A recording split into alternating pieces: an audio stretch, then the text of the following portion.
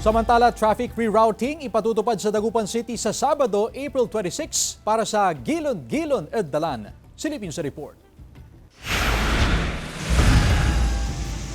Maaga nang inilabas ng Public Order and Safety Office ang traffic advisory na ipatutupad sa Sabado, April 26 para sa selebrasyon ng Gilon-Gilon Dalan. Alauna ng hapon sa Sabado, isasara na sa mga motorista ang mga kalsadang dadaanan ng parada. Magsisilbing assembly area ang Zamora Street, corner Perez Boulevard. Iikot yun to Perez Boulevard, Mitchell Pilar, then halfway ng junction, sarado. Apo.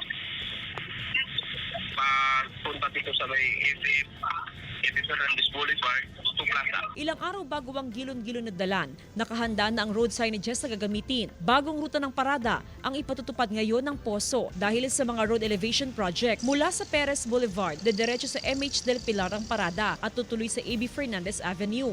Asahan daw ang traffic build-up ng mga sasakyan. Sa kabila ng parada, babiyahe pa rin daw ang mga jeepney driver na susundin na lang ang alternate route nilalabas ng otoridad. Babiyahe po kahit anong traffic.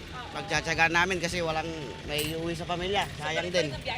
Tuloy-tuloy ma'am. Alas 3 ng hapon ang inaasahang simula ng Gilon-Gilon Dalan na isa sa highlights ng taunang selebrasyon ng Bangus Festival sa Dagupan City. Kasama si Daryl Peralta, Jasmine Gabriel Gulban, One North Central Luzon.